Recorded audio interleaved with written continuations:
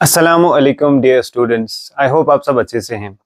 अगर आप मैथ से परेशान हैं, अगर आपको लगता है कि मैं मैथ में एक्सेल नहीं कर पाऊंगा, अगर आपको लगता है कि मैंने 9th 8th 7th previous foundation classes में काफ़ी जो है कॉन्सेप्ट्स को मिस किया है और अब मुझे कोई रास्ता नहीं मिल रहा है कि मैं एक्सेल कर पाऊंगा मैथ्स में, तो ये वीडियो आपके लिए है।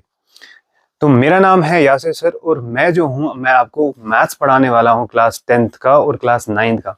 और शुरू हम करेंगे क्लास 10th के रियल नंबर से। For 10th class students this is a very important video, क्योंकि मैं जो है वो चीज़ें समझाऊंगा आपको, उस लेवल पे समझाऊंगा कि अगर आपके बेसिक्स आपको मिस भी हो गए हैं तो आप बहुत बढ़िया तरीके से जो है चीज़ों को समझ सकते हैं। तो चलिए शुरू करते हैं और इस जर्नी को हम शुरू करते हैं आज से। तो आज से हम जो है स्टार्ट कर रहे हैं क्लास 10th का रियल नंबर्स। रियल नंबर्स एक बहुत इंपॉर्टेंट आपके पास चैप्टर है। इसमें जो आपके पास सिलेबस है 2025 का, उसके हिसाब से इसमें 6 मार्क्स के क्वेश्चंस आ जाएंगे। अब मैक्सिमम जो क्वेश्चंस होंगे वो 2 मार्क्स या 3 मार्क्स के होंगे और कुछ ऑब्जेक्टिव्स इससे पूछे जाते हैं। सो इसको समझने से पहले जो है कुछ बेसिक्स हमें कुछ पहले समझने पड़ेंगे। तो उन बेसिक्स को मैं आपको पहले पढ़ाता हूँ। नंबर सिस्टम के बारे में जानेंगे और फिर समझेंगे what is this meant by this real numbers. ठीक है, सो लेट अस नाउ स्टार्ट। तो बात करते हैं नंबर सिस्टम के बारे में।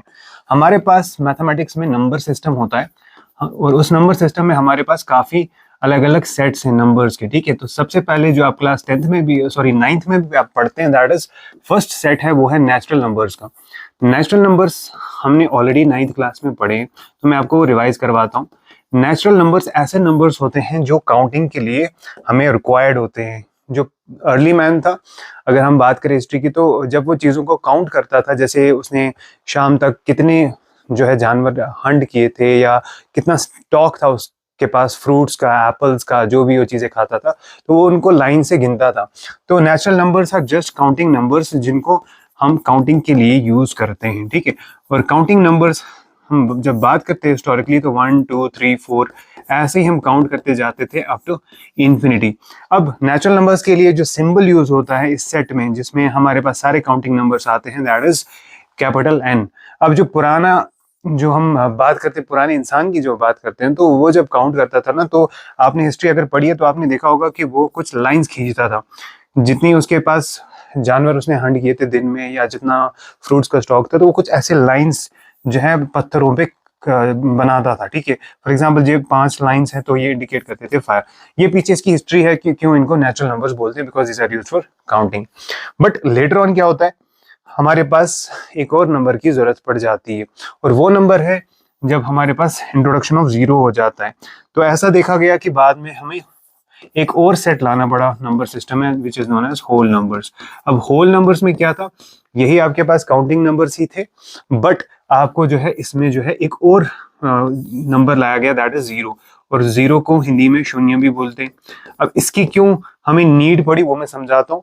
इनका तो आपको पता चल गया कि नंबर्स जो है सारे काउंटिंग नंबर्स भी इसमें इंक्लूडेड है। तो होल नंबर्स मीन्स एक तो इसमें आपके आप पास आ जाएंगे नेचुरल नंबर्स, प्लस इसमें आपको जीरो का एडिशन हो गया। तो ये जीरो की क्या जरूरत पड़ी, अगर हम बात करें, बहुत टाइम ये भी होता है कि जैसे किसी पुराने सर्कमस्टांसिस में हम जाएं, तो हिस्ट्री में आप देखो कि अगर आप अपनी सोच को पुराना वो लेवल तक ले जाओ, तो आप देखोगे कि जब किसी के पास कुछ था ही नहीं, फॉर एग्जांपल एक अर्ली मैन था, उसने कुछ हंट ही नहीं किया, तो वो क्या, उसको क्या वो डिनोट करता है, उसके पास कुछ भी नहीं था, नथिंग।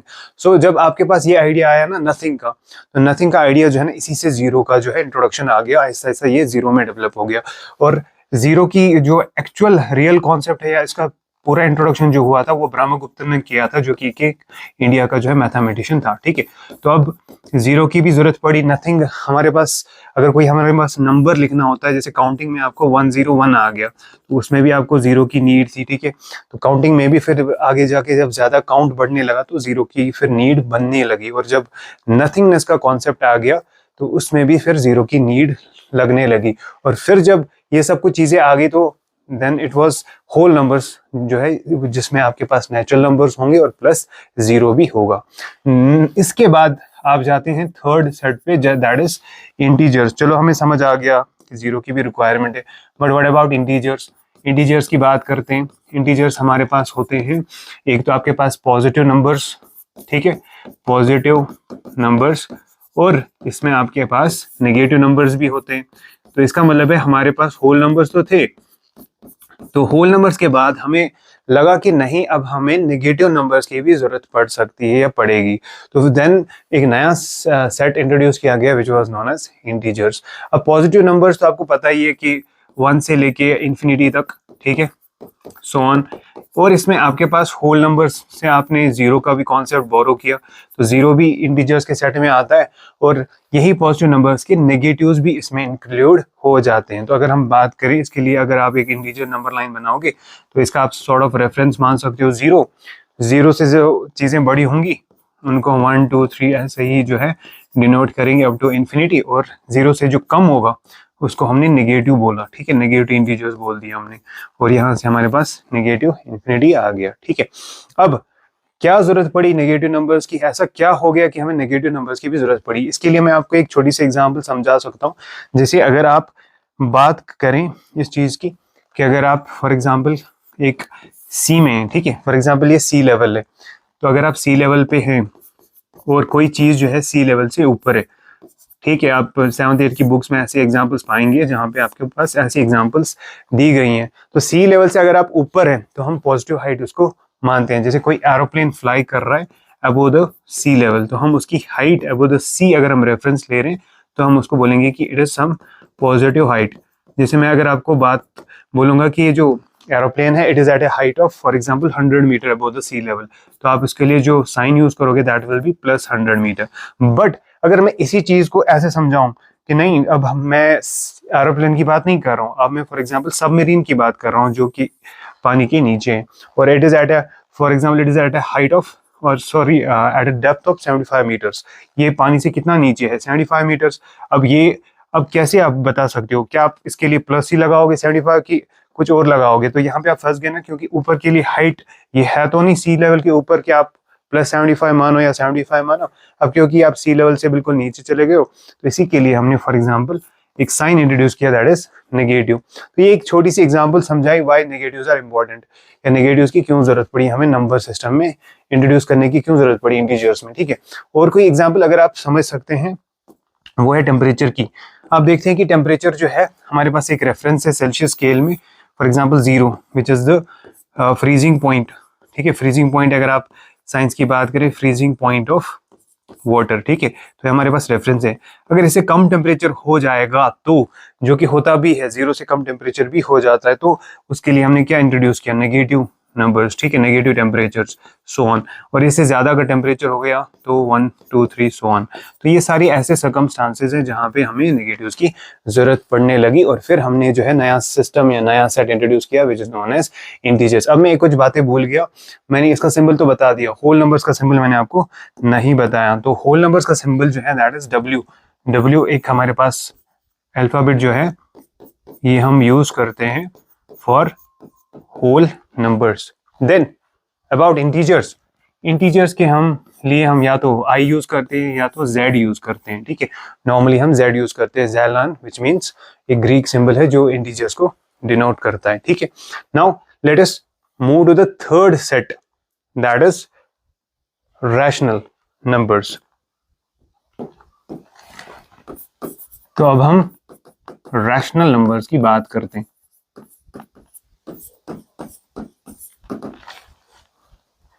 अब क्या होते हैं रैशनल नंबर्स? हमारे पास फोर्थ सेट ही आ रहा है रैशनल नंबर्स का। तो रैशनल नंबर्स ऐसे नंबर्स होते हैं which are in the form of p by q, जिनको हम पुट कर सकते हैं in the form of numerator divided by denominator, ठीक है, जिनको हम इस फॉर्म में पुट कर सकते हैं। But there are two necessary conditions, हमारे लिए दो इंपॉर्टेंट कंडीशंस है। किसी भी नंबर को just p by q form में आपने पुट कर दिया वही काफी नहीं है। टू नेसेसरी कंडीशंस है जो दोनों फॉलो होने चाहिए। पहली कंडीशन क्या है?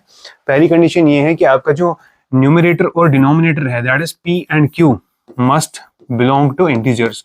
ये दोनों के दोनों जो है इंटीजर से बिलोंग करने चाहिए, ठीक है।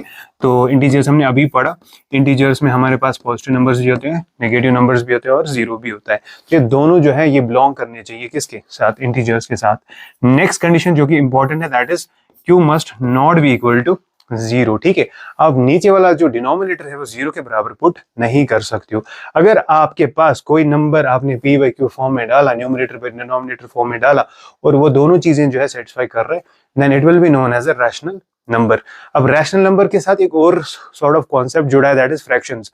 फ्रैक्शन भी जो है वो रैशनल नंबर्स ही होते हैं, बट उसमें ये होता है कि उसमें सिर्फ आपके पास जो है पॉजिटिव्स होते हैं, ठीक है। वहां पे आपके पास जो फ्रैक्शन होता है, fraction is part by whole, ठीक है।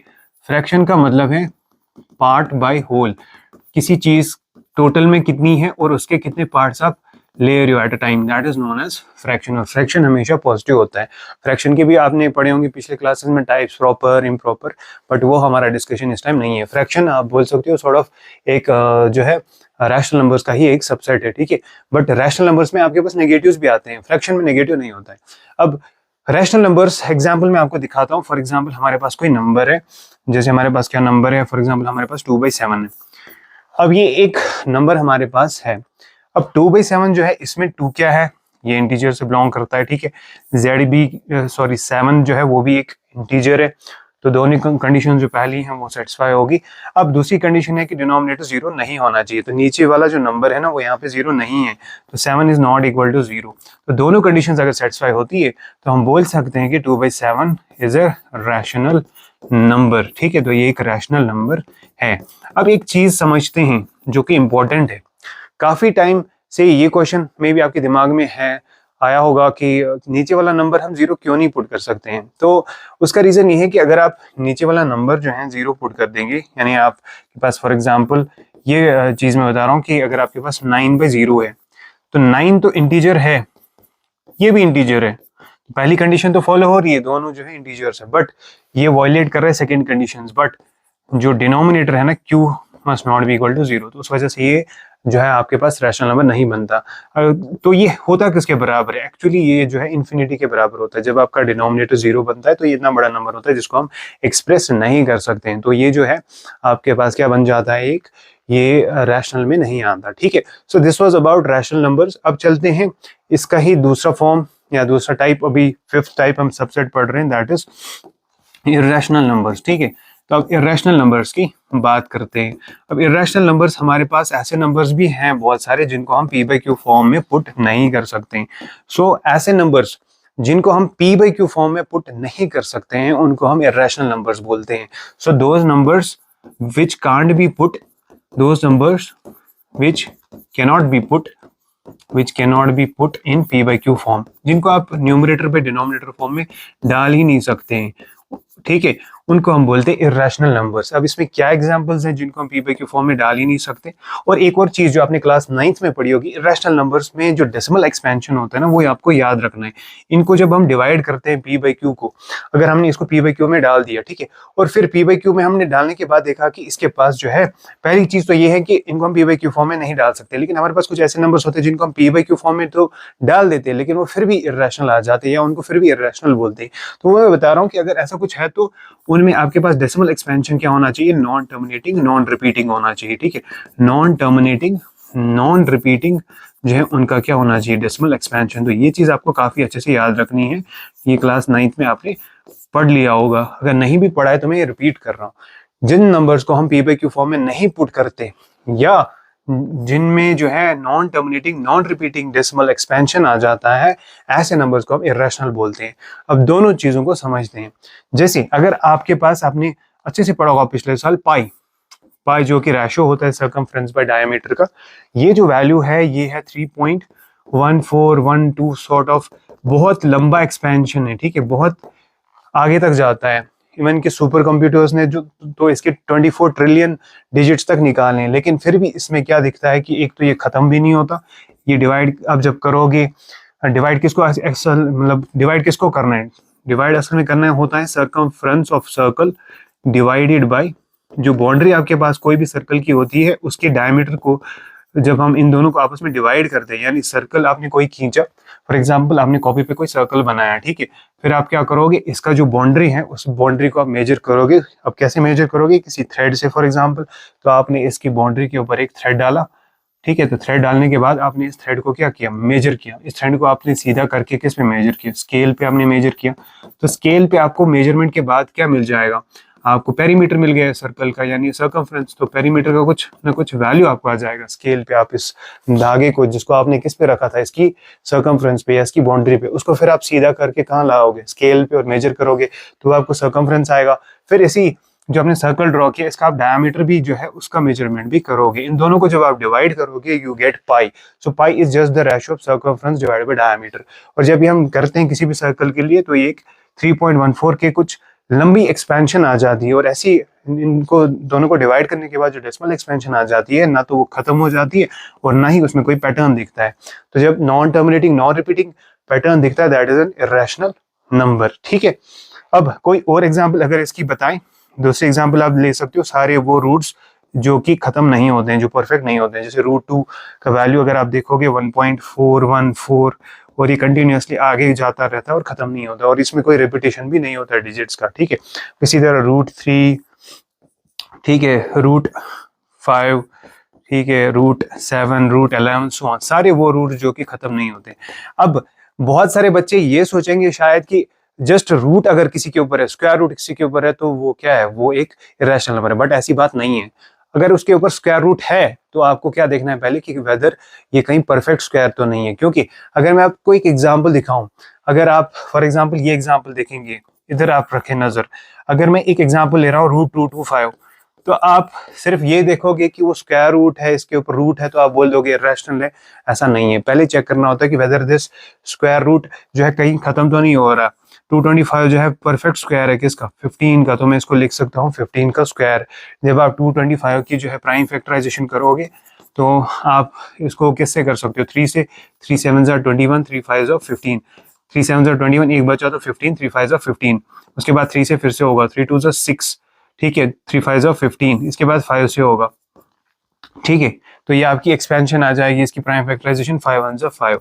अब आप देखो, एक आप 5 3 के साथ ले लो, दूसरा 5 भी 3 के साथ ले लो, क्या आएगा 15 इंटू 15। ठीक है, अगर आप इन दोनों का एक ग्रुप बनाते हो और इन दोनों का ग्रुप बनाते हो, you get 15 into 15, that is 15 square. ये और ये कैंसिल हो जाएगा, आपका आंसर आ गया 15। तो जिसको आपने बस रूट देखा था और आपने जल्दी जज कर लिया था कि रैशनल, वैसा नहीं है। ये जो है ये एक रैशनल नंबर के बराबर है, क्योंकि ये 15 क्या है, रैशनल, क्योंकि इसमें 15/1, 15 इंटीजर है, 1 भी इंटीजर है। ठीक है, और डिनोमिनेटर 0 के बराबर नहीं है। तो अब आप क्या याद रखोगे, इरेशनल नंबर्स ऐसे नंबर्स होते हैं जिनको हम p/q फॉर्म में पुट नहीं कर पाते हैं, या जिनका जो डेसिमल एक्सपेंशन होता है ना वो नॉन टर्मिनेटिंग नॉन रिपीटिंग होता है। और इसमें कौन से इंपॉर्टेंट चीजें हैं जो आपको याद रखनी है, सारे रूट्स, ऐसे रूट्स जो कि खत्म नहीं होते हैं, जो परफेक्ट नहीं होते हैं, वो इरेशनल होते हैं, यानी जब उनको निकाला जाता है तो वो non terminating non repeating expansion दे देते हैं। और एग्जांपल्स है पाई। ठीक है, पाई भी रैशनल है, दिखने में पाई रैशनल लगता है क्योंकि हम इसका लिख लेते हैं 22/7 या 3.14, बट वो इसका बस अप्रॉक्स वैल्यू होता है। इसका जो एक्चुअल वैल्यू है वो नॉन टर्मिनेटिंग नॉन रिपीटिंग है। और पाई का भी इंपॉर्टेंट चीज याद रख लेना कि पाई एक्चुअल में एक रेशियो है किसी भी सर्कल के पेरीमीटर का उसके डायमीटर के साथ। नाउ रैशनल और इरेशनल को जब हम कंबाइन करते हैं तभी हम पहुंचते हैं रियल नंबर्स पे। तो रियल नंबर्स को अब डिस्कस करते हैं क्योंकि हमारा चैप्टर जो है that is about real numbers. So let us now discuss about real numbers. क्या है रियल नंबर्स, जो कि आपके चैप्टर का नाम भी है। तो let us come to the theme of the chapter, that is real numbers. Real numbers हमारे पास ऐसे नंबर्स हैं जो सच में रियलिटी में एग्जिस्ट करते हैं, जो सच में हम रिप्रेजेंट कर सकते हैं। So real numbers all those numbers which can be represented on number line, जिनको हम नंबर लाइन पे रियलिटी में रिप्रेजेंट कर सकते हैं। ठीक है, which can be represented on number line. तो अब फिर आप बताओगे एक सवाल, सर अगर इनको सच में नंबर लाइन पे रिप्रेजेंट कर सकते हैं तो क्या कोई ऐसे नंबर्स हैं जो रियल नहीं है, जो अनरियल है? हाँ, ऐसे नंबर्स भी हमारे पास मैथमेटिक्स में हम यूज करते हैं जो कि इमेजिनरी नंबर्स होते हैं, बट उनका स्कोप हमारी बुक से बाहर है। वो 11th क्लास में आप समझोगे कि what is the need of imaginary numbers. कुछ नंबर्स ऐसे भी होते हैं जो रियलिटी में नहीं होते हैं, लेकिन उनको भी हम पढ़ते हैं क्योंकि वो हमें फिजिक्स में जरूरत पड़ते हैं, बाकी अलाइड साइंसेज में जरूरत पड़ते हैं। So let us come back to the real numbers. Real numbers are those numbers which can be represented on number line. And real numbers में क्या क्या आता है, एंड रियल नंबर्स में दो नंबर्स आते हैं। तो रियल नंबर्स कंप्राइज क्या क्या इसमें आते हैं, एक तो आपके पास रैशनल नंबर्स आते हैं। तो इस सीक्वेंशियली मैं चल रहा हूँ, रैशनल नंबर्स मैंने ऑलरेडी आपको समझाया और इसमें इरेशनल भी आ जाते हैं। तो रियल नंबर्स ऐसे नंबर्स होते हैं जिनमें रैशनल नंबर्स भी आते हैं और जिनमें इर्रेशनल नंबर्स भी आते हैं। सो रियल नंबर्स एक ऐसा सेट है जिसमें आप रैशनल भी आता है और इर्रेशनल भी आता है। अब रैशनल नंबर को तो हम नंबर लाइन पे आराम से दिखा पाते हैं। आपने 6th 7th 8th क्लास की लेवल तक जो है या 9th लेवल तक भी पढ़ा है कि कैसे रैशनल नंबर्स को नंबर लाइन पे दिखाते हैं, और 9th में ही आपने इर्रेशनल नंबर्स को भी देखा है कि इनको नंबर लाइन पे कैसे दिखाते हैं। अब वो मैं इस टाइम तो नहीं बता सकता हूँ, बट आई होप अगर आपको कुछ याद आ रहा होगा तो आपने पिछले साल 9th में √2 को नंबर लाइन पे दिखाया होगा, √3 को दिखाया होगा, √5 को दिखाया होगा। ठीक है, तो ये चीजें आपने पिछले साल देखी होंगी। बाकी रैशनल नंबर्स आपके पास होते हैं जैसे 2/3, 4/5। ठीक है, ये सारे नंबर लाइन पे आप आराम से दिखा पाते हो 7th 8th लेवल पे। ठीक है, सो रियल नंबर्स अब आपको क्लियर हो गया होगा। These are the numbers which exist in reality and these numbers can be represented on the number line. ठीक है, सो हमारा जो बेसिक्स था वो इस चैप्टर का इतना ही था।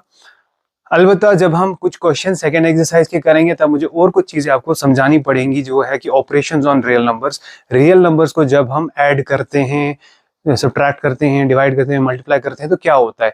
खासकर जब रैशनल इर्रेशनल के बीच में एडिशन, सब्ट्रैक्शन, मल्टीप्लिकेशन या डिवीजन होता है, वो चीजें मैं उधर ही समझा दूंगा। So now let us come to the exercise portion. अब मैं सीधे जा रहा हूँ एक्सरसाइज पे क्योंकि बेसिक्स मैंने कंप्लीट कर दिए हैं। So let us now move to the exercise part. So let us now be ready, और बिल्कुल तैयार रहें क्योंकि जो चीजें हैं बिल्कुल आराम से समझाई जाएगी। ये चीजें अगर मैंने बहुत तेज बताई उसका रीजन है कि ये ऑलरेडी आपको पता होनी चाहिए थी, लेकिन अगर नहीं पता थी फिर भी मैंने समझा दिया। So now let us come to the exercise portion. 6 marks है, तो बिल्कुल आप जुड़े रहें और बिल्कुल आप पूरा ध्यान हमारे क्वेश्चंस की तरफ रखें। अब यहाँ पे पहला क्वेश्चन जो है वो क्या है वो समझते हैं। पहला क्वेश्चन है express each number as a product of its prime factors. आपके पास कुछ नंबर्स दिए गए हैं तो इनको आपको एक्सप्रेस करना है as a product of primes. ठीक है, तो इस चीज को समझते हैं। उसके लिए हमें पहले एक थ्योरम पढ़नी है। ठीक है, वो थ्योरम आपको समझाता हूँ। थ्योरम, ठीक है, 1.1, उसके बाद ही हम इन क्वेश्चंस को करेंगे। ठीक है, थ्योरम 1.1 क्या है। थ्योरम 1.1 एक फंडामेंटल थ्योरम है जिसको बोलते हैं फंडामेंटल थ्योरम ऑफ अर्थमेटिक। ठीक है, तो फंडामेंटल थ्योरम ऑफ अर्थमेटिक, ये थ्योरम आपने काफी बार 9th 7th 8th में यूज की होगी, लेकिन आपने इसका नाम नहीं सुना है अभी तक। अगर आप पहली बार देख रहे हो, पहली बार पढ़ रहे हो तो, लेकिन आपने इसका इस्तेमाल काफी बार किया होगा। अब ये क्या है ये थ्योरम? ये थ्योरम बताती है कि अगर आपके पास कोई भी कॉम्पोजिट नंबर होता है। अब कॉम्पोजिट नंबर क्या होता है मैं आपको समझाता हूँ। तो सबसे पहले ये थ्योरम बताती है कॉम्पोजिट नंबर के बारे में। कोई भी कॉम्पोजिट नंबर जो है it can be expressed as a product of its primes. तो पहले ये समझें, it can be expressed as a product of primes. कोई भी कंपोजिट नंबर को हम किस तरीके से एक्सप्लेन कर सकते हैं या पुट फॉरवर्ड कर सकते हैं as a product of primes. ठीक है, and this factorisation is unique. ये फैक्टराइजेशन जो आपको मिलेगी ये यूनिक होगी। ठीक है, फैक्टराइजेशन जो आपको मिलेगी, प्राइम फैक्टराइजेशन, ये आपको यूनिक मिलेगी। किसकी? किसी भी कॉम्पोजिट नंबर की। Apart from the order in which prime factors occur. Apart from the order, order कुछ इधर उधर हो सकता है, लेकिन जो नंबर्स आपको आ जाएंगे, जो आपको प्राइम फैक्टर्स आ जाएंगे, वो आपको यूनिक आ जाएंगे। ठीक है, apart from the order in which primes occur. ठीक है, ये मैं चीजें आपको समझा रहा हूं अभी। तो पहले आप स्टेटमेंट अगर आप लिखना चाहते हैं तो स्टेटमेंट यही है कि every composite number can be expressed as a product of its primes. This factorisation is unique apart from the order in which the prime factors occur.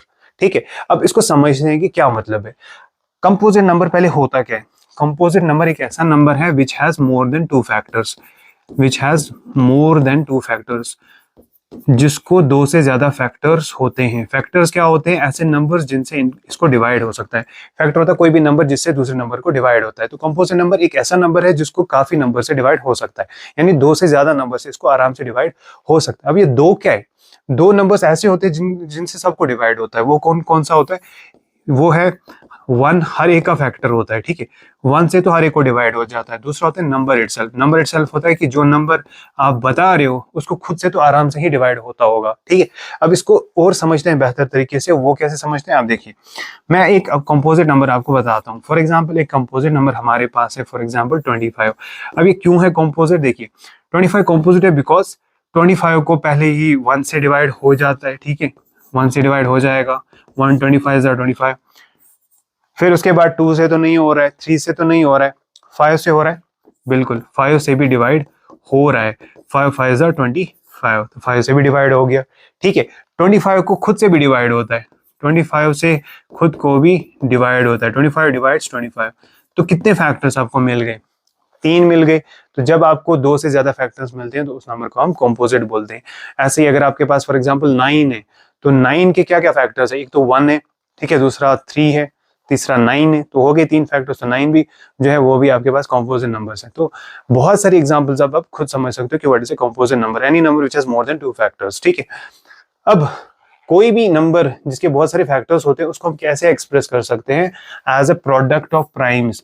उसको आप प्राइम्स की तरह क्या कर सकते हो? एक्सप्रेस कर सकते हो। प्राइम्स आपके पास ऑलरेडी आपने पढ़ा होगा, प्राइम्स या प्राइम फैक्टर्स ऐसे फैक्टर्स होते हैं जिनका जो है सिर्फ 1 जो है, और नंबर इटसेल्फ क्या होते हैं? फैक्टर्स जिनके सिर्फ 2 ही फैक्टर्स होते हैं, 1 एंड द नंबर इटसेल्फ। देखो बहुत ही सिंपल सी बात है, आपके पास जो भी नंबर्स है ना नंबर सिस्टम में, या तो वो प्राइम्स होंगे या तो वो कॉम्पोजिट होंगे, ठीक है। प्राइम्स हो गए जिनके सिर्फ 1 और उस नंबर से वापस डिवाइड होता होगा, और कॉम्पोजिट होते हैं जिनके काफी फैक्टर्स होते हैं apart from 1 and the number itself, ठीक है। अब इस थ्योरम का हम इस्तेमाल करने वाले हैं इन क्वेश्चंस में, ठीक है। तो जब भी आप किसी कॉम्पोजिट नंबर को एक्सप्रेस करोगे, it can be expressed as a product of prime. इसको आप ब्रेक करोगे, प्राइम फैक्टराइजेशन के थ्रू ब्रेक करके आप इसको एक्सप्रेस कर सकते हो एज अ प्रोडक्ट। प्रोडक्ट मतलब प्राइम फैक्टर्स का मल्टीप्लिकेशन करोगे तो आपको वो कॉम्पोजिट नंबर वापस आ जाएगा। और जो नंबर्स आपको प्राइम फैक्टराइजेशन में मिलेंगे वो यूनिक होंगे। यानी अगर आपका फ्रेंड ये क्वेश्चन कर रहे हैं, आप भी कर रहे हो, ठीक है, उसको जो फैक्टर्स मिलेंगे आपको भी वही फैक्टर्स मिलेंगे। बस ये फर्क हो सकता है कि उसने जो है सीक्वेंस अलग अलग रखी होगी, उसने शायद पहले 5 से किया होगा, आपने पहले 3 से कर दिया, ठीक है। तो ऐसी कुछ चीजें हो सकती है, अलबत्ता जो फैक्टर्स उसको आए आपको भी वही फैक्टर्स आएंगे, ठीक है। सो ज्यादा आपको बेहतर तरीके से समझ आएगा जब हम क्वेश्चंस करेंगे। So let us now move to the questions. वापस जाते हैं क्वेश्चंस में। क्वेश्चन क्या था कि आपको पहला क्वेश्चन था कि ये सारे जो नंबर्स इधर दिए गए हैं 140, 156, 325, ये सारे कॉम्पोजिट नंबर्स हैं, तो आपको इनको एक्सप्रेस करना है as a product of its primes. So let us start with 140। तो सबसे पहले हम 140 का सवाल करते हैं। तो देखिए अब शुरू करते हैं। तो 140 जो है हमारा पहला पार्ट है, तो 140 को हमें एक्सप्रेस करना है as a product of its primes. तो कोई बात नहीं, हम इस थ्योरम का इस्तेमाल करेंगे। 140 एक कंपोजिट नंबर है, तो हम इस कंपोजिट नंबर की प्राइम फैक्टराइजेशन करते हैं। यहाँ पे नजर रखिए, 140 आपके पास है, ठीक है। तो 2 से डिवाइड करते हैं। देखिए इसका लास्ट डिजिट जो है ना, जो एंडिंग डिजिट है दैट इज 0, और ये A1 है, तो A1 को 2 से डिवाइड हो जाएगा। तो 2 से डिवाइड करते हैं। अब जब हम 2 से डिवाइड करते हैं या किसी भी नंबर से डिवाइड करते हैं, तो प्राइम फैक्टराइजेशन में आपको क्या करना होता है? एक एक ही उठाना होता है। बट अगर आप एक उठाओगे, 2 के टेबल की शुरुआत ही होती है 2 1 2 से, लेकिन आपको क्या मिल रहा है? 1, तो ये छोटा पड़ रहा है। 2 1 तो 2 होता है। जब छोटा पड़े तो आप स्टार्टिंग में 2 भी उठा सकते हो। जब आपको लेकिन स्टार्टिंग में क्या पड़े? छोटा फैक्टर आपका, क्योंकि प्राइम फैक्टराइजेशन है तो आपको सिर्फ प्राइम से ही डिवाइड करना है। 2 से डिवाइड करना पड़ेगा, 3 से, 5 से, 7 से, 11 से, 13 से, 17 से, ऐसे ही आपको सीक्वेंशियली सिर्फ प्राइम से डिवाइड करना है। सो 2 से जब हमने डिवाइड किया तो एक डिजिट तो छोटा पड़ गया, तो हमने स्टार्टिंग में सीधे क्या उठाए? 2 डिजिट्स हमने उठाने हैं। अब जब एक छोटा पड़ जाए, 2 7 जा होता है 14, तो हो गया डिवाइड। 2 0 जा क्या होता है? 0, तो कर दिया हमने डिवाइड। अब फिर से हमें लास्ट पे 0 आया, तो हम फिर से 2 से डिवाइड करेंगे, ठीक है। सो 2 से डिवाइड करेंगे तो 2 के टेबल में 7 तो नहीं आता, लेकिन इसका क्लोज फैक्टर आ जाता है, 2 3 जा 6, ठीक है। तो यहाँ पे 2 3 जा 6 से करेंगे, ठीक है। 4 जा करेंगे तो 8 हो जाएगा, ज्यादा हो जाएगा। सो 2 3 जा 6। अब मैंने वही आपको बोला, स्टार्टिंग में बस एक उठाना है। अगर वो उसके टेबल में नजदीक आता है तो ले लेना है, अगर छोटा आता है तब 2 उठाना है, ठीक है। तो अब 2 3 जा 6, यहाँ पे कितना बचा? यहाँ 7 है तो 6, तो एक बचा, वो 1 और 0 बनाएगा 10, तो 2 5 जा 10। ये ऐसे चलता है प्राइम फैक्टराइजेशन। 2 3 जा 6 किया तो वहां पे एक बचा, 1 और 0 10 बनाएगा, ठीक है। तो 2 5 जा 10। अब 2 से तो डिवाइड होगा नहीं। क्यों नहीं डिवाइड होगा? बिकॉज लास्ट पे ऑड आ गया, ठीक है। तो 3 का टेस्ट ये है कि sum of digits must be divisible by 3। अगर आपने पढ़ी है डिविजिबिलिटी टेस्ट, कोई बात नहीं, अब 3 के टेबल का भी यूज कर सकते हो। 3 के टेबल में 35 नहीं आता है, या 5 + 3 8 होता है। अगर ये 3 के टेबल में आता, जिनका एडिशन किया होता, तो ये 3 से डिवाइड हो जाता। अब 4 तो कंपोजिट नंबर है, उसे डिवाइड नहीं करना है, तो हम सीधे 5 पे जाते हैं। 5 से डिवाइड करेंगे तो 5 7 जा 35। अगेन एक नहीं उठा सकते, क्योंकि 5 के टेबल की स्टार्ट ही स्टार्टिंग की जो वो मल्टीपल है दैट इज 5 1 5, तो सीधी आपको कितने उठाने, इस केस में भी 2 ही उठाने, 5 7 35, 7 1 7। अब आपको लग रहा होगा शायद मैं बहुत बेसिक पढ़ा रहा हूँ, ये क्योंकि मेरा जो ऑडियंस इस टाइम है ना मैक्सिमम आई थिंक मैं उनको टारगेट कर रहा हूँ जो मैथ से डरते हैं, तो मैं बहुत सिंपल वे में जा रहा हूँ। ठीक है, आप इस वीडियो को 2x पे 1.5x पे भी देख सकते हैं अगर आपको बहुत सिंपल चीजें लगती हैं। ठीक है, अब इस चीज को समझते हैं। 140 को अब हमने जो थ्योरम पढ़ी ना, उस थ्योरम के हिसाब से हमने क्या समझा, 140 एक कॉम्पोजिट नंबर है क्योंकि इसके काफी फैक्टर्स आ गए, 2 भी आ गया, 5 भी आ गया, 7 भी आ गया, तो हम बोल सकते हैं कि 140 को हम एक्सप्रेस कर सकते हैं। इसको हम किसके बराबर डाल सकते हैं, प्रोडक्ट ऑफ प्राइम्स के बराबर।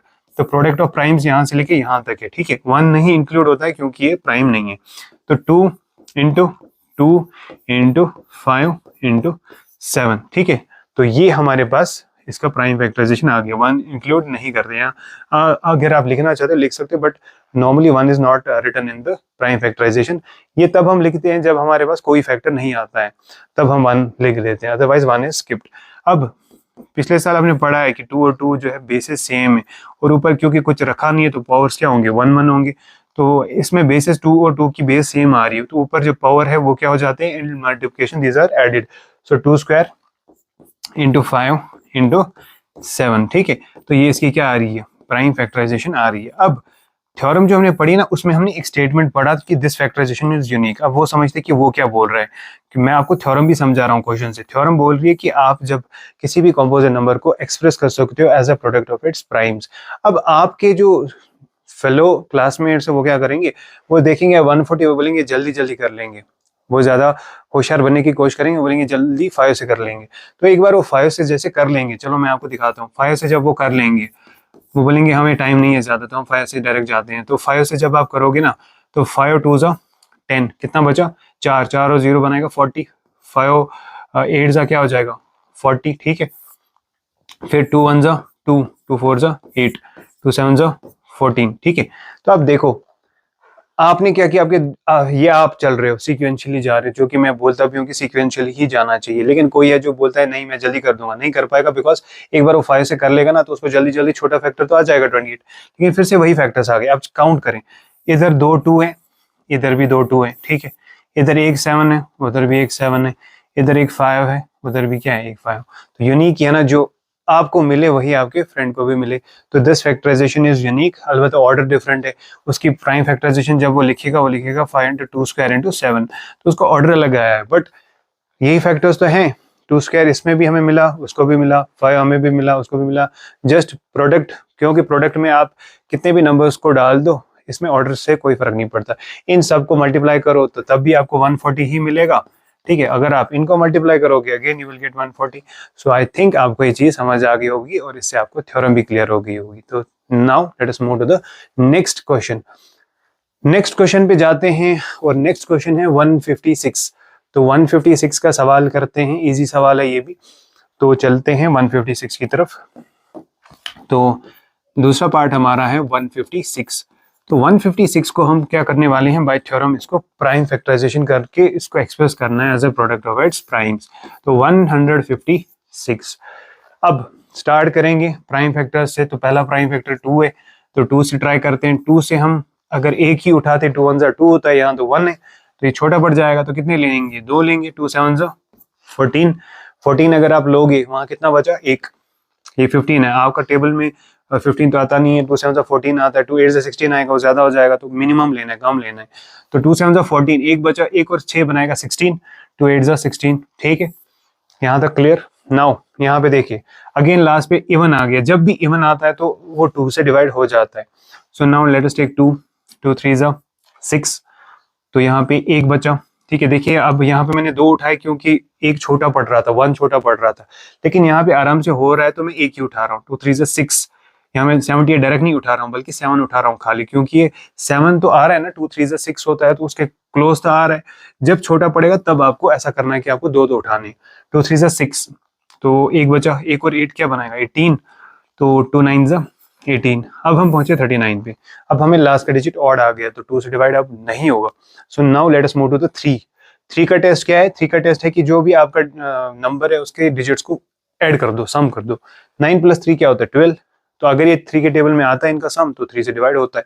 तो यहाँ पे मैं आपको 3 का टेस्ट भी बता रहा हूँ। 3 + 9 क्या होता है 12, 12 आता है ना 3 के टेबल में, तो इसको 3 से डिवाइड होगा। अब आपको फिजिकली ऐसे डिवाइड करने की जरूरत नहीं होगी अगर आपको टेस्ट पता है, ऐसे करने से आपका टाइम वेस्ट हो जाएगा वैसे, ठीक है। तो आप सिंपली डिविजिबिलिटी टेस्ट कहीं पे गूगल करें या देखें तो बहुत ईजी है। 2, 3, 5 के याद रखें, 7 के याद रखें। सो 3 × 1 = 3, 3 × 3 = 9, तो हो रहा है डिवाइड एग्जैक्टली, ठीक है। अब 13 एक प्राइम फैक्टर है तो 13 को 13 से ही डिवाइड हो सकता है। तो हम पहुंच गए at the end of this composite number की फैक्टराइजेशन कंप्लीट होगी। सो 156 की प्राइम फैक्टराइजेशन हम लिख लेते हैं। तो 156 की जो प्राइम फैक्टराइजेशन है दैट इज 2² × 3 × 13। अब 2² मैंने कैसे लिखा एक्चुअल में ज्यादा बेहतर तरीके से समझाता हूँ। 2 × 2 × 3 × 13 है। और फिर मैंने आपको बताया यहाँ पे पावर्स, कोई भी नंबर को हम हमेशा रिप्रेजेंट करते हैं as base raise to some power. So 2² हो जाएगा, bases are same, base same है ना 2 2, तो कॉमन बेस लगाएंगे 2, पावर्स ऐड कर देंगे 1 + 1 = 2, बाकी इधर 3⁻1 ही आएगा तो 3⁻1 ही आएगा। So we have expressed this thing as a product of its primes. तो क्लियर है ये चीज भी। सो ये क्वेश्चन भी खत्म हो गया, ठीक है। Now let us move to the third portion of your exercise, third part, that is वो देखते हैं वो क्वेश्चन क्या है, दैट इज 3825, ठीक है। तो 3825 को क्वेश्चन जो है इसका सोल्यूशन देखते हैं। Third part is 3825। अब ये क्वेश्चन सॉल्व करते हैं, इसको भी हमें ब्रेक करना है इस कॉम्पोजिट नंबर को। अब ये कैसे कॉम्पोजिट नंबर है, क्योंकि इस पे लास्ट पे 5 है तो ये 5 से डिवाइड हो जाएगा, 1 से तो हो ही जाएगा ऑब्वियसली, एंड इस 3825 से खुद ये डिवाइड हो जाएगा। 3825 विल बी डिविजिबल बाय 3825। तो यहाँ पे समझ आ गई कॉम्पोजिट है, तो हम थ्योरम लगाएंगे। थ्योरम लगाने के लिए सबसे पहले क्या करेंगे, 3825 की जो है हमें क्या करनी है, प्राइम फैक्टराइजेशन। शुरुआत में हम 2 से तो कर लेते, लेकिन यहाँ लास्ट पे ऑड है तो 2 से तो नहीं होगा। जब 2 से नहीं होगा, इस वाले प्राइम से नहीं होगा, नेक्स्ट प्राइम क्या है 3, 3 से देखिए। 3 का टेस्ट मैंने क्या बोला, मैंने बोला कि सम ऑफ डिजिट्स किया करो, 3 + 8 + 2 + 5 किया करो, ठीक है। तो 3 + 8 + 2 + 5 टेस्ट है किसका, 3 का चेक करने के लिए। 3 और 8 होते हैं 11, 11 और 2 होते हैं 13, 13 और 5 होते हैं 18। तो 18 आता है ना 3 के टेबल में, आता है कि नहीं, 3 × 1 = 3 × 6 = अब ये क्योंकि ये 3 के टेबल में आता है तो आप इसको 3 से चेक कर सकते हो। 3 × 1 = 3, ठीक है, स्टार्टिंग में एक ही उठाना है अगर टेबल में आ रहा है। अब ये 8 है, 3 × 2 = 6, 3 × 3 = 9 है तो नहीं ले सकते, 3 × 2 = 6। कितना बचा यहाँ पे, ये 8 है, आपको 6 आ गया तो 2 बचे, 2 और 2 कितने बनाएंगे 22, 3 × 7 = 21। आपको 22 था, आपको क्या है 21, तो एक बचा, 1 और 5 हो गए 15, 3 × 5 = 15। देखिए आपने टेस्ट जो है टेस्ट के थ्रू पहले ही बोल दिया था कि इसको 3 से डिवाइड हो जाएगा, फिर जब आप सच में डिवाइड करोगे तो आपको आ जाएगा रिजल्ट। फिर से आप ट्राई कर सकते हो 3 से होगा कि नहीं, 2 से अगेन नहीं होगा क्योंकि लास्ट पे ऑड है। तो 1 + 2 = 3, 3 + 7 = 10, 10 + 5 = 15, और 15 3 के टेबल में आता है। तो आप ब्लाइंडली इसको 3 से डिवाइड कर सकते हो। देखो यहाँ पे एक हम उठा लेते हैं, लेकिन 3 के टेबल में 3 × 1 = 3 से शुरू होता है, तो आपको यहाँ पे कितनी उठाने पड़ेंगे, 2, 3 × 4 = 12, 3 × 2 = 6, और एक बचा, 1 और 5 हो गए 15, 3 × 5 = 15। क्लियर है यहाँ तक, नजर रखें कंटिन्यूअसली। अब यहाँ पे फिर से ऑड आ गया तो फिर से 3 से ही ट्राई करना पड़ेगा। 4 6 होते हैं, 6 और 5 11 होते हैं, और 11 तो 3 के टेबल में आता नहीं है, इसका मतलब अब 3 का टेस्ट नहीं लगेगा। अब हमें जाना है नेक्स्ट प्राइम नंबर पे। 4 कंपोजिट है तो 4 यूज नहीं करना है, क्योंकि 4 के पास 4 2 से भी डिवाइड होता है, खुद से भी होता है, 1 से भी होता है, तो सीधे आप 5 से जाएंगे। तो अब हम चलते हैं 5 की तरफ, ठीक है। तो मैं आपको बता रहा हूँ कि सीक्वेंशियली कैसे आप एग्जाम में क्वेश्चन करोगे, ठीक है। तो सीक्वेंशियली आपको चलना पड़ेगा, तो आपको ज्यादा बेहतर तरीके से समझ आएंगी चीजें। 5 का टेस्ट ये है कि लास्ट का डिजिट 5 होना चाहिए या 0 होना चाहिए। तो आपको मैं साथ साथ टेस्ट भी बता रहा हूँ, जिनसे आपको जल्दी जल्दी क्विक वे में आपको समझ आएगा कि किससे डिवाइड होगा और किससे नहीं होगा। तो 5 का टेस्ट है कि लास्ट डिजिट 5 या 0 होना चाहिए। यहाँ तो 5 है तो हो जाना चाहिए। तो 5 8 क्या है 40, डायरेक्ट में 2 उठा रहा हूँ क्योंकि 4 छोटा पड़ रहा है 5 के टेबल में। 5 8 40, 2 बचे, 2 और 5 क्या हो गए 25, तो 5 5 25। तो टेस्ट लग गया हमारा। फिर से 8 और 5 होते हैं 13, 3 के टेबल में नहीं आता 13, तो 3 का टेस्ट फेल, 2 का टेस्ट भी फेल क्योंकि लास्ट का डिजिट ऑड है। तो अब सीधे जाएंगे 5 पे। 5 का टेस्ट तो आ जाएगा क्योंकि लास्ट का डिजिट क्या है 5, 5 1 = 5, 3 बचे 35, 5 7 = 35, और 17 एक प्राइम नंबर है, 17 को सिर्फ खुद से ही डिवाइड हो सकता है। So we have reach the end of this composite number, हमने इसका भी जो है प्राइम फैक्टराइजेशन कर लिया है।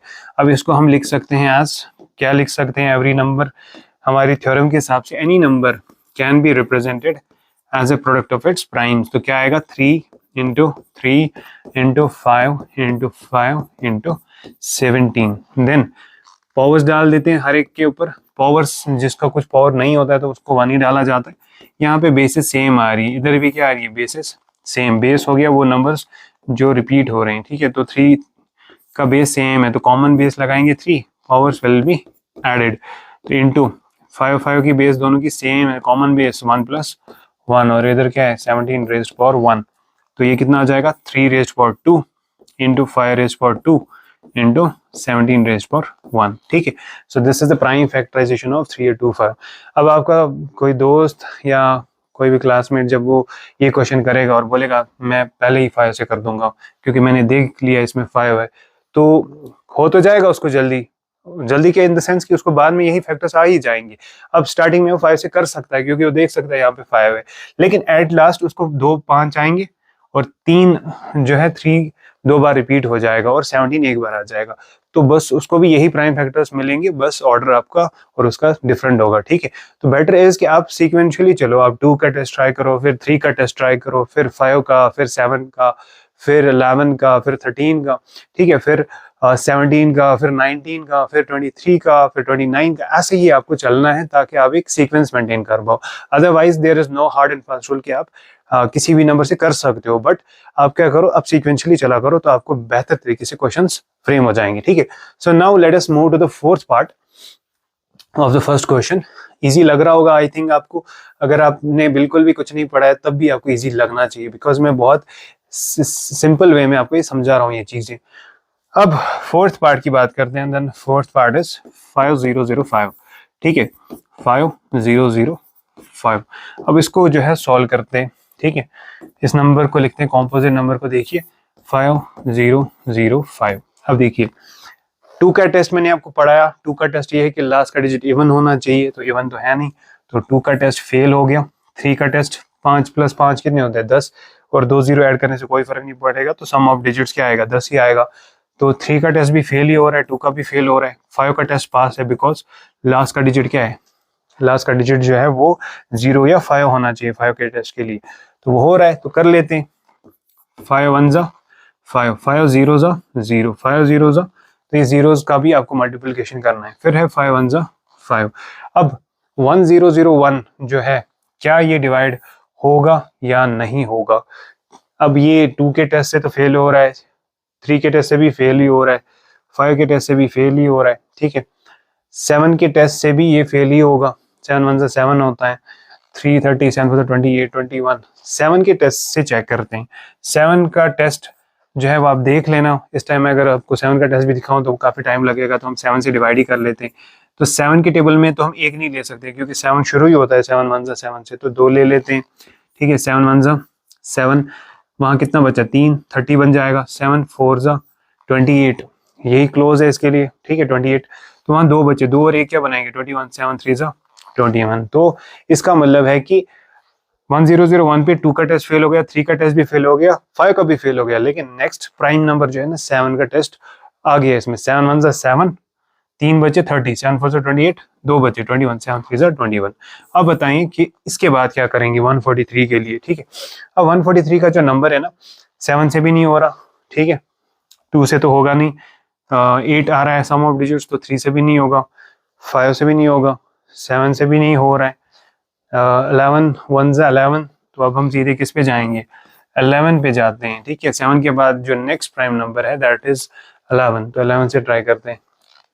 11 1 ज़ा 11, 2 उठाने पड़ेंगे क्योंकि छोटा पड़ेगा ये, एक नहीं उठा सकते। 11 1 ज़ा 11, तो वहाँ कितना बचा 3, 3 और 3 क्या बनाएगा 33, तो 11 3 ज़ा 33, तो हो गया 11 से, ठीक है। तो ऐसे ही सीक्वेंशियली चलते जाएं।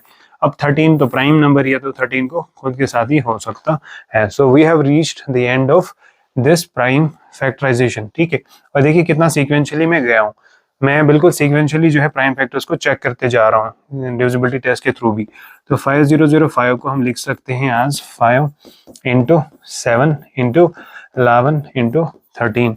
अब इधर कोई रिपीटेशन तो है नहीं किसी बेस का, तो आपका यही आंसर आ जाएगा, पावर्स कहीं एडवर्ट नहीं हो रहे। तो this is the expansion of 5005। 5005 जो है ये कॉम्पोजिट नंबर था और इसको आपने एक्सप्रेस किया as a product of its primes. ठीक है, आपने प्रोडक्ट ऑफ प्राइम्स में इसको एक्सप्रेस किया। प्रोडक्ट क्यों? क्योंकि आपके सारे प्राइम्स का इनटू है, यहाँ पे मल्टीप्लिकेशन है और ये सारी प्राइम्स ही हैं। ठीक है, नाउ लास्ट क्वेश्चन इस पहले क्वेश्चन फर्स्ट का लास्ट पार्ट जो है ना वो देखते हैं। आई थिंक कुछ 7429 है, तो अब इसको करते हैं 7429 को। ठीक है, तो इस तरह हमारा पहला क्वेश्चन कंप्लीट हो जाएगा। आई होप आप इसको बहुत सिंपल तरीके से समझ पा रहे हो। ठीक है, बहुत सिंपल तरीके से मैं समझा भी रहा हूँ। तो फिफ्थ पार्ट है 7429। अब इस सवाल इस कंपोजिट नंबर को देखते हैं, इसको कैसे हम प्राइम फैक्टराइजेशन कर सकते हैं। अब ये कंपोजिट नंबर जो है इसको हम फैक्टराइजेशन करते हैं 7429। ठीक है, अब देखिए 7429 में सबसे पहले 2 का टेस्ट तो नहीं चलेगा क्योंकि लास्ट पे जो है ना ऑड डिजिट है। फिर अगर हम 3 का टेस्ट ट्राई करें, 3 का टेस्ट ये है कि सभी डिजिट्स को सम किया जाए। 7 और 4 11 होते हैं, 11 और 2 13। What is 13 plus 9? 13 प्लस 9 करना है हमें, तो 13 plus 9 is 22 and 22 is not divisible by 3, तो 3 का टेस्ट इधर पास नहीं होगा। सो 2 के टेस्ट से भी फेल हो गए और 3 के टेस्ट से भी फेल हो गए। ठीक है, अब 5 का टेस्ट भी फेल ही होगा बिकॉज ऑब्वियसली लास्ट डिजिट ना तो 0 है ना तो 5 है। 7 का देखते हैं, 7 से क्या होगा 7429 का? नहीं होगा आई गेस। ट्राई करते हैं, 7 1 7, तो बीच में हम अगर 2 उठाना चाहते हैं तो पहले 0 नहीं, एक सेकेंड, अगर हमें एक साथ क्या उठाने हैं 2, ठीक है, तो बीच में हम कभी भी 2 नहीं उठा सकते, पहले 0 डालना पड़ता है। ठीक है, तो 7 6 42, 7 1 7, लेकिन वहाँ 2 रिमाइंडर आ जाएगा। क्या आ जाएगा? रिमाइंडर 2 आ जाएगा। इसका मतलब है कि इससे डिवाइड नहीं किया जा सकता है। तो मैंने आपको पहले ही बोला था कि इससे डिवाइड नहीं हो सकता है, तो 7 से भी जो है नहीं हो रहा है। उसके बाद नेक्स्ट फैक्टर है 11। ठीक है, 11 से अगर करने की कोशिश करें, ट्राई करते हैं। 11 6 66, 66 8, 11 7 77, 5, तो उससे भी नहीं हो रहा है। ठीक है, 11 से भी हमने चेक किया, 11 से भी डिवाइड नहीं हो रहा है। 11 6 हमने किया 66, 66 और इसमें 8 का फर्क है। 11 7 क्या होता है 77, तो नहीं हो रहा है। तो अब इसके बाद जो है हम क्या करते हैं, समझते हैं कि क्या 13 से इसकी फैक्टराइजेशन होगी या नहीं होगी। अब 13 का टेस्ट याद करने से पहले हम सीधे डिवाइड ही कर लेते हैं टाइम बचाने के लिए। तो 13 5 अगर करेंगे, 13 5 आई थिंक 65 होता है। ठीक है, 65 इसके क्लोज आ जाएगा, तो इधर बच जाएंगे 92। 13 7 कितना होता है? 13 7 आई थिंक 91 होता है। 13 7 7 21, 7 7 91, तो 91 आएगा इधर। ठीक है, एक बचा 19, तो नहीं हो रहा है 13 से भी, तो इसका मतलब है 13 से भी इसका डिवीजन नहीं हो रहा है। तो ठीक, 13 से भी नहीं हो रहा है, तो हम जा रहे हैं सीक्वेंशियली। क्वेश्चन अच्छा है क्योंकि इससे आप सीख रहे हो कि आपको हार नहीं माननी है और सीक्वेंशियली चलते जाना है। नेक्स्ट नंबर जो है वो 13 के बाद प्राइम है 17। अब 17 से शायद इसको डिवाइड होगा, मे बी, चेक करते हैं। तो 17 से हमें किसको डिवाइड करना है? 7429 का। अब हमारे पास टेस्ट जो है ना पहले कुछ गिने चुने नंबर्स पे लगते हैं और उनके लिए अच्छा रहता है, बाकी बड़े नंबर्स के लिए डिवीजन ही बेहतर है देखने के लिए कि वो फैक्टर है या नहीं। 17 अब करते हैं, 17 3 आई थिंक इसके क्लोज आ जाएगा। 17 3 करते हैं, 7 3 21। ठीक है, 7 3 21, 3 1 3 और ये होता है 5 51। अगर हम इसको और 17 ऐड कर देते हैं तो कितना आ जाएगा? 8 6 68। तो ये अच्छा रहेगा कि हम 17 4 करें। क्या करें? क्योंकि 3 से ज़्यादा कम पड़ रहा है, तो हम सीधे 17 4 करते हैं। 17 4 हमें आ रहा है 68। ठीक है, 68, तो यहाँ पे कितना बचा? 6 बचा, तो 62। तो अब किससे करेंगे? जो हमने स्टार्टिंग में किया था 17 3 हमारे पास 51 आया। ठीक है, 51 आया तो 9 और 2 होते हैं 11 और यार है हमें 119। ठीक है, 119 क्या 17 के टेबल में 119 आता है? तो ट्राई करते हैं। 17 7 कितना होता है? 7 7 49, 7 1 7। ठीक है, 7 1 7 और 4 कितने होते हैं? 11।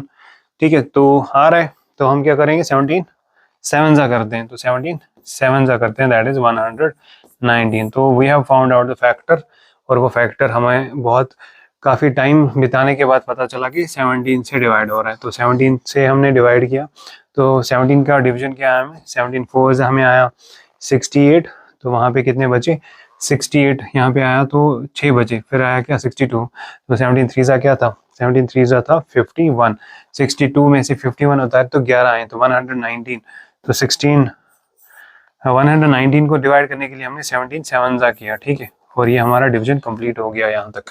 अब हमें देखना है 437 किससे डिवाइड होगा, ठीक है। अब 437 को अगर हम 2 से चेक करेंगे तो फेल हो जाएगा अगेन, ठीक है। 3 और 7 होते हैं 10, 10 और 4 14 होते हैं 14, तो फिर से 3 के टेबल में 14 आता नहीं है। 5 का टेस्ट भी अगेन फेल हो जाएगा। अब 13 का टेस्ट ट्राई करते हैं अगेन, तो फिर से वही चीज़ें रिपीट करनी है, ठीक है। अब 13 का टेस्ट तो टाइम कंज्यूमिंग है, हम सीधे डिवाइड ही करते हैं।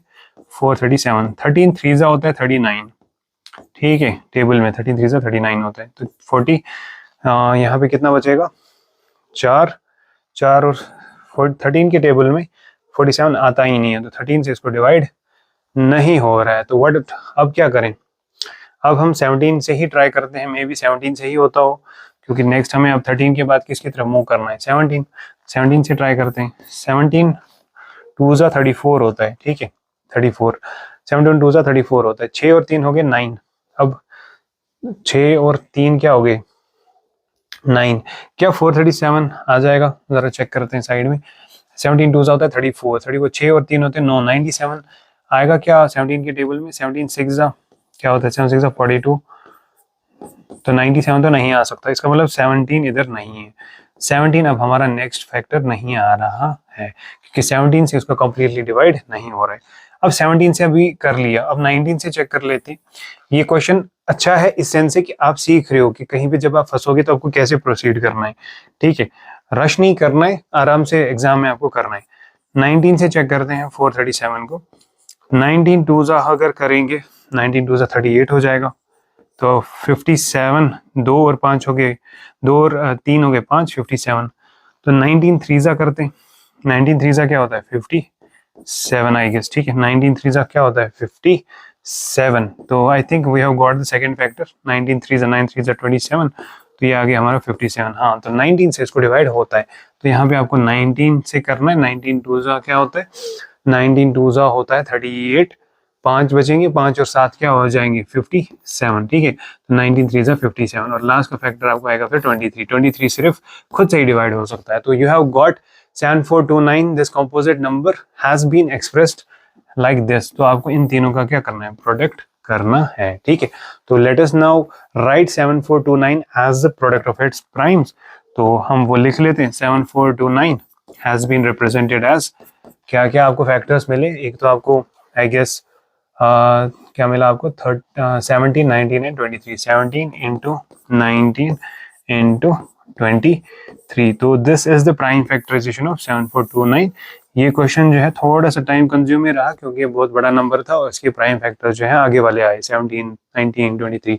तो इस तरीके से हमने थ्योरम 1.1 का जो है सारा जो है एक तो स्टेटमेंट भी समझा और उसका एप्लीकेशन पार्ट भी आपको हमने सिखाया। सो पहला क्वेश्चन जो है ये थ्योरम 1.1 पे बेस्ड था और बहुत सिंपल तरीके से मैंने आपको इस चीज़ को